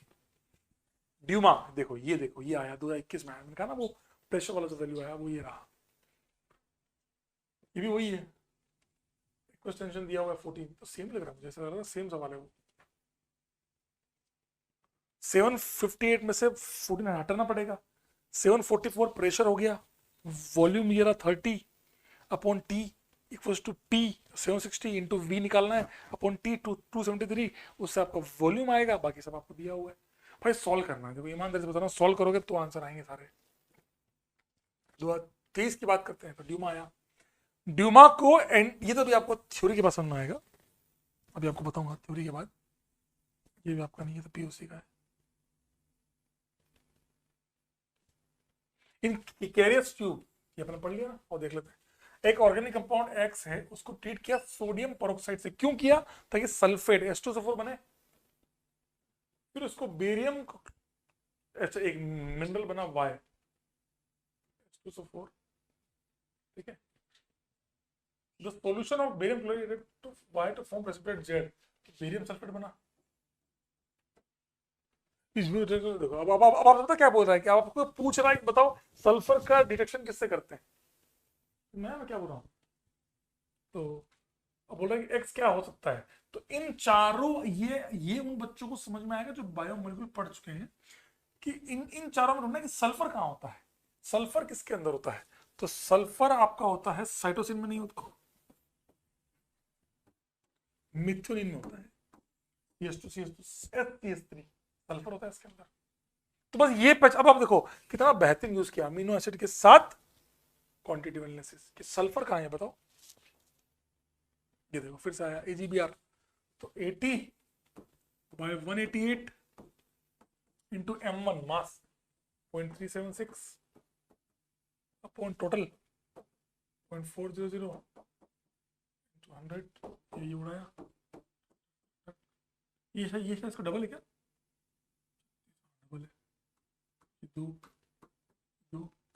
40 40 इज द करेक्ट आंसर, 40% आएगा आंसर, 40 है इसका इंटीजर का। तो याद थोड़ी करना, कितना शानदार कटरा पड़ रहा है, तुम देख लो ना, तुम खुद देख लो ऐसे सवाल आते हैं, समझे। सो ये बार बार मैं आपको यही समझाना चाह रहा हूँ कि भाई इसमें रटो मत, सिंपल सा काम देखो कि भैया मुझे क्या बनाना है क्या नहीं बनाना। इसमें नया पार्ट क्या था जो आपको मैं बताना था, M2 क्या था, M2 यही था, ये तो था M1। M2 की बात करूं तो M2 में क्या है, आपको वॉल्यूम एट V2 मान लो, V1 मान लो, V1 eight P1 and T1 given. अब क्या करूंगा, उस केस में क्या करना है आपको, P1 upon T1 equals to PV upon T। तो इससे आप क्या निकाल लोगे, V निकाल लोगे। तो V इक्वल टू क्या हो जाएगा, P1 into V1 into T upon T1 into T। That's it, ये आपका फॉर्मूला है। ध्यान क्या रखना है, ये P1 ऑफ N2 है ना, और ये कितना है 760 mm ऑफ Hg। बस ध्यान रखने वाली बात क्या बेटा, कि इसमें प्रेशर ऑफ N2 में पानी का प्रेशर जरूर हटाना, टोटल में से फिर पानी अगर दे दिया है तो पानी का जरूर हटाना, बस ये ध्यान रखना। दैट्स इट, ये इतना सा काम है। वहां से V निकल गया, देन अप्लाई मेथड 1, V निकाल लिया, ये आ गया V। V के बाद आप निकाल लो, ये T भी आपका फिक्स है 273। T1 आपको दिया होगा, V1 आपको दिया होगा, P आपको पता होगा, आंसर निकाल लो। ये मैं आपको ये बताना चाह रहा हूँ, बस सेम तरीका ड्यूमा इज सेट। ये था ड्यूमा। अब आता है नाइट्रोजन का अगला वाला, भाई साहब है आसान है, सिंपल टाइट्रेशन है ये। अरे मास्टर टाइट्रेशन तो समझ में नहीं आया था कॉलेज में। कॉलेज में मैं अपनी बात कर रहा हूँ। अच्छा पहले एक बार ड्यूमा की थ्योरी पढ़ा देता हूँ, याद आया। ड्यूमा की थ्योरी एनसीईआरटी के पढ़ा देता हूँ, फिर अपन ज़ेल्डाल लास्ट एंड फाइनल बचेगा ज़ेल्डाल खत्म। There are two methods for the estimation of nitrogen, Duma-Zeldal method. Duma method, the nitrogen containing compound when heated with the copper oxide। तो छोटू और पानी तो बन ही गया, क्योंकि छोटू का एटमॉस्फेयर तो इतने हाई टेम्परेचर पे पहले ही बनने लगा होगा। In the atmosphere of carbon dioxide yields free nitrogen in addition to the carbon dioxide and the water। ठीक है, ये लिया, ये आपको ये दे दिया, वो एक्स ओपन किया ना, x plus Y by 4 and all वो सब दे दिया इन्होंने। ये ध्यान रखना बेटा, ये ध्यान रखना, ये बहुत काम है, ये यहाँ से तो आपको आता है, ये ध्यान रखना पड़ेगा। तो traces of N2 nitrogen oxide, अच्छा क्योंकि एयर भी है, ऑक्सीजन तो है, नाइट्रोजन भी है, तो आपस में NO N2O NO2 nitrogen oxides भी बनने लगते हैं। इस वजह से इसको ध्यान से सुनिएगा, if any are reduced to the nitrogen, उनको N2 बनाते हैं वापस, किससे, by passing gases mixture over है हीटेड कॉपर गोज। तो कॉपर में डाल देते हैं कि भैया ताकि वो वापस से कॉपर ऑक्साइड बन जाए, फिर जो हमारा काम है वो चलता रहे, एन वापस से कन्वर्ट हो जाए। तो ये ध्यान रखना, इस पे सवाल आ सकता है कि भैया जो अगर गलती से NO या N2O या NO2 बन भी गया तो उसको हम कॉपर गोज से पास करते हैं, सो दैट वापस से ये आपका CO बन जाए और ये आपका N2 अलग हो जाए, N अलग हो जाए, समझे। The mixture of gases produced is collected over a aqueous solution of potassium hydroxide KOH। क्यों किया KOH, ताकि छोटू जो बना वो एब्जॉर्ब हो जाए, which absorb छोटू, ठीक है। Nitrogen is collected in the upper part of the tube. अभी आपको ट्यूब समझा रहा हूँ, तो ये आपको पता ही P1 अपॉन T1, ये आपने देख ही लिया, ये सब आपको जो आपने देखा ना 28 into V upon mole into mass upon M into 100, ये ना फॉर्मूला भी सेम है, याद करना तो याद करते रहो। ये देखो छोटू पहले पास कर देते हैं और माहौल बन जाए, फिर इसको देखो कॉपर गोज CO, पहले Cu प्लस 2 के साथ पास किया, तो ये कंबशन होगा CxHy का, तो छोटू बनेगा, है ना। ये इसके साथ जैसे आया ऑर्गेनिक कंपाउंड के साथ पास किया, तो इसमें हीट हो रहा है भयंकर वाला। यहाँ से आपके पास ये आपका जो वो बचा हुआ कॉपर ऑक्साइड ये बच गया आपका। और अगर यहाँ पे गलती से NO NO2 बन भी गया तो ये देखो रेड्यूस कॉपर गोज, तो इसको वापस पास करते हैं ताकि जो बच भी गया हो, NO बन भी गया हो कोई NO NO2, उसको वापस से कन्वर्ट कर दे। अल्टीमेटली हमारे पास क्या मिला, छोटू पानी और N2, तो यहाँ से डाला, तो अब आप देख लिए हीट करने पर ये रहा KOH, ऑरेंज कलर याद है, ये KOH एब्जॉर्ब कर लेगा छोटू को, और जो फ्री नाइट्रोजन है वो ऊपर आ जाएगी, और यहाँ जो एब्जॉर्ब हुआ उसको अलग कर लेंगे। अगर आप चाहो तो छोटू को डिटरमाइन कर लो, इसको अलग कर लो, इसको अलग कर लो, तो नाइट्रोजन को ऐसे एब्जॉर्ब करते हैं। मुद्दे की बात ये नाटक क्यों किया गया, ताकि अगर NO या N2 कोई भी नाइट्रोजन ऑक्साइड बन जाए तो उसको वापस से हटाने के लिए। ध्यान रखना बेटा ये चीज। अब आते हैं ज़ेल्डाल के ऊपर, लास्ट एंड फाइनल आज का ज़ेल्डाल। जिल्डाल की बात करें,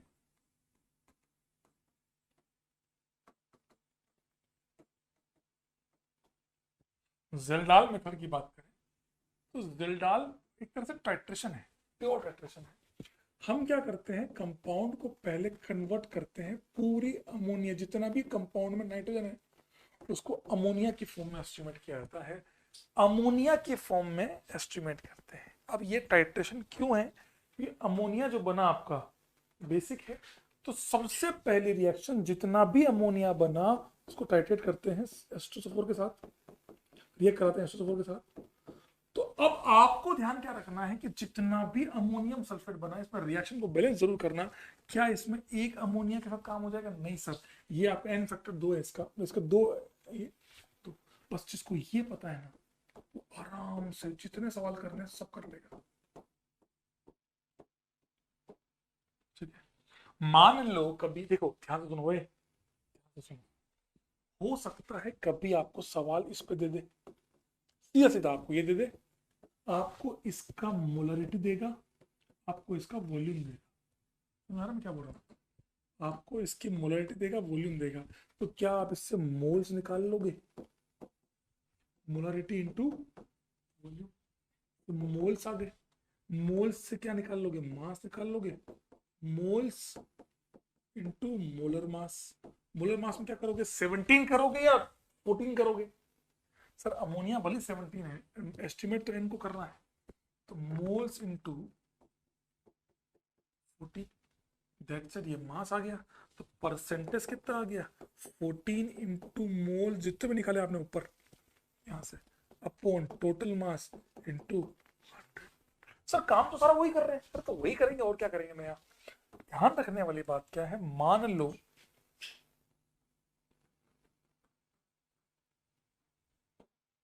इफ सिंपल एक्सेस ऑफ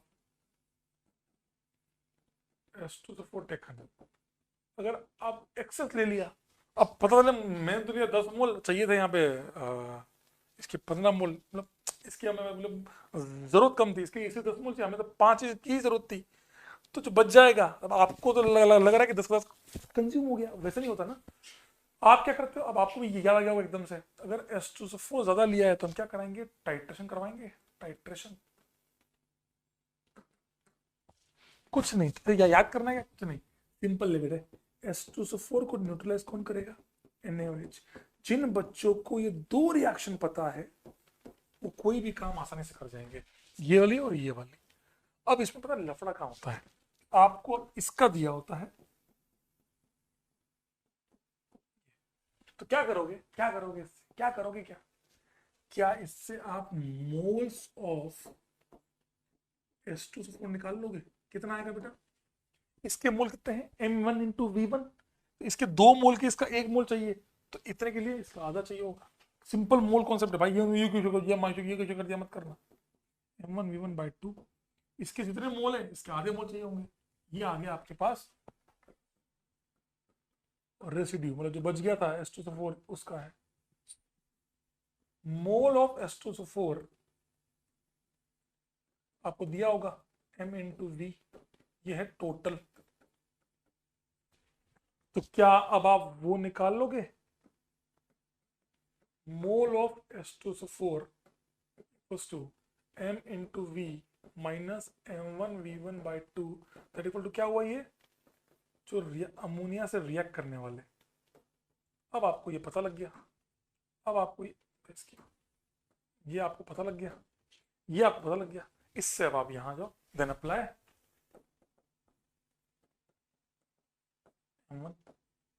सो इतना भयंकर कैसे मुझसे हो पाएगा? आजा सवाल करके, तो एक सेकंड, तो एक सेकंड में समझ में आएगा सवाल, देख तू, देख तू, देखता जा बस, सवाल देखता कितना कितना जल्दी समझ में आएगा। एक तो ये होता है जहाँ कोई नाटक नहीं, इतना ml, अच्छा ये तो नॉर्मलिटी का सवाल हो गया, तो नॉर्मलिटी वाला आप कर लेना, एन फैक्टर का सवाल है तो इसमें जरूरत ही नहीं है। सुनो एक बार, सुनो पहले तो चुपचाप सुनो। जी, during extraction of nitrogen in the organic compound by Zeldal method, the ammonia evolved from the 0.5 ग्राम, ये ऑर्गेनिक कंपाउंड दे दिया आपको, ठीक है। न्यूट्रलाइज इतना। अब देखो इसमें पूरा पूरा दे दिया, कहीं कोई रेसिड्यू नहीं है, कुछ नहीं, सिंपल। तो इससे आप मोल निकाल लोगे, तो मोल्स H2SO4 कितना आया, 10 मिलीमोल आ गए, 10 इंटू 8 मिलीमोल आ गए। इससे अब आप जल्दबाजी मत करना, अमोनिया प्लस H2SO4 तो 2 मोल चाहिए, तो अगर इसके 10 मोल हैं तो इसके 20 मोल होंगे, इसका मतलब मोल्स ऑफ अमोनिया आ गया आपके पास, मोल्स ऑफ अमोनिया आ गया 20 मिलीमोल। ठीक है, ये ml था ना इसलिए बेटा। ठीक है, अब आपको मास पता है, मास कैसे निकालोगे, तो 20 इंटू 14 करना मत बोला, 17 मत कर देना गलती से भी, कि अमोनिया में n तो 14 ही है, अपॉन 1000, ये 1000 क्यों किया, मिलीमोल की वजह से, फिर धर्म आगे वरना इसको भी mg लेना पड़ता, अपॉन टोटल मास 0.5 इंटू 100, ऊपर लो, ये कटा, ये 5 से ये कटा 4, 56%, 56% नाइट्रोजन मौजूद है। कभी मैं आपसे यही पूछ सकता हूँ, 4 ऑप्शन दे दूं, बताओ इनमें से कौन सा ऑप्शन सही है, तो आपको फिर चारों में मास देखना पड़ेगा नाइट्रोजन का। समझ गए, समझ गए। एक सवाल जो आपको M2 वाला, अब आपको क्या किया इसमें, अब आपको बोला कि जो अमोनिया इवोल्व हुआ है वो 50, ये इसमें इतने मोल चाहिए H2SO4 में। ठीक है, द रेसिड्यूल एसिड रिक्वायर्स इतना NaOH, आप कैसे निकालें, तो पहले मैं तो हमेशा यही करता हूँ भाई, मैं तो फंसता ही नहीं हूँ ताकि टेंशन नहीं करता हूँ।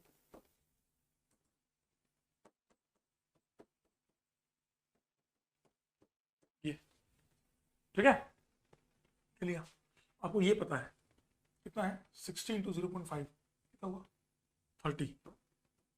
30 मिलीमोल। तो इसके कितने मोल चाहिए होंगे, पड़े होंगे, जो 2 के लिए 1 चाहिए, 30 के लिए आधे, तो 15 मिलीमोल, मतलब 15 मिलीमोल तो इसने ही कंज्यूम कर लिए हैं। तो टोटल मोल कितने थे, कितना था बेटा, देख 50 इंटू 0.5 25 मिलीमोल। अच्छा, हमने लिए तो शुरू में 25 मिलीमोल थे, लेकिन कुछ रिएक्ट किए जो बच गए, वो बचे हुए कितने थे बेटा, 15 मिलीमोल, मतलब 10 मिली, 25 टोटल थे, 15 यहीं पे खर्च हो गए, मतलब 10 मिलीमोल जो थे अल्टीमेटली इस रिएक्शन में। ऐसे लिख लिया करो, जल्दबाजी मत करना, अगेन फैक्टर से करना, उससे कर लेना, पर कर जरूर लेना। ये लिया 2 मोल होगा, ये कितने मोल रिएक्ट किए होंगे, 10 मिलीमोल होंगे, क्योंकि 25 थे, 15 यहाँ है, तो 10 कहाँ गए, 10 इसको कंज्यूम किए होंगे, 10 है यहाँ पर, तो अमोनिया के कितने मोल हो गए,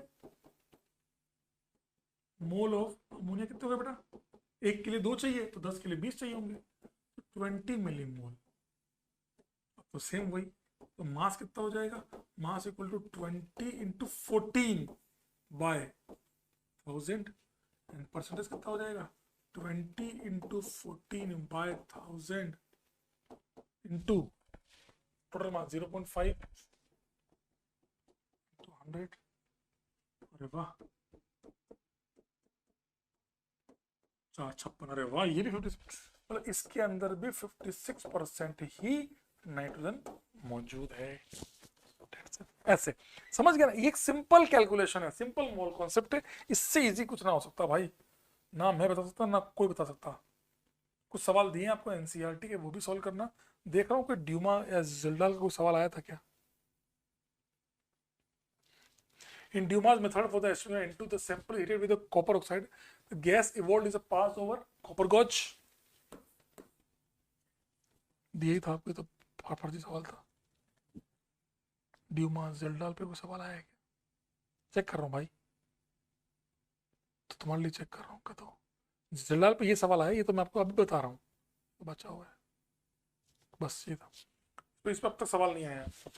ये क्या है सर, कौन सा इनमें से जेल्डाल के लिए सूटेबल है, सर कौन सा, आपने तो बताया नहीं, तो कौन सा ऐसा कंपाउंड है जो अमोनिया नहीं बना पाते, तो जिल्डाल बाबू ने स्टार्टिंग में बोल दिया, उन्होंने बहुत ट्राई किया पर नहीं हो पाया, ध्यान से देख लो, मैं आपको बता देता हूँ, एक सेकंड लिखवा देता हूँ, लिखा हुआ वैसे तो फिर भी, ये not applicable for, this is not applicable for क्योंकि ये जो मैं लिखवा रहा हूँ क्यों एप्लीकेबल नहीं है, क्योंकि ये मॉलिक्यूल अमोनिया नहीं बना पाते। कहाँ कहाँ एप्लीकेबल नहीं है, जहां पे N double bond O azo group मौजूद हो। दुनिया के वो सारे रिएक्शंस जिनके अंदर एजो बन रहा हो, या ऐसे कंपाउंड जैसे benzene diazonium chloride BDC, PH N2Cl,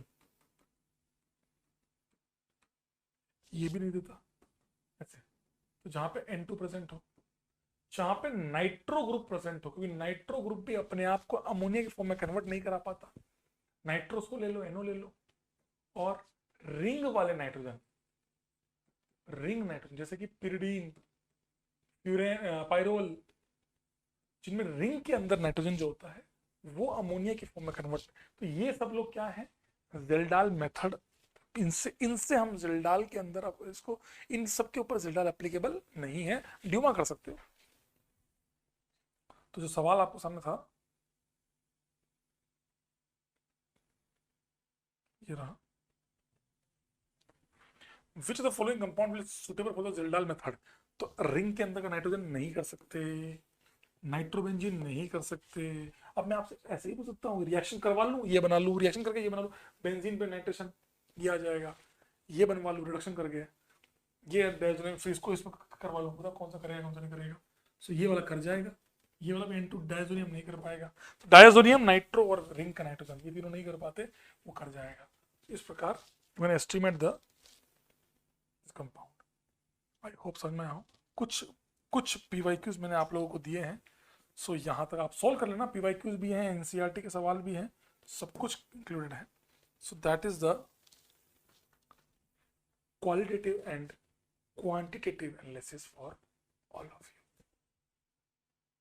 I hope समझ में आ गया होगा। ठीक है, बाय बाय।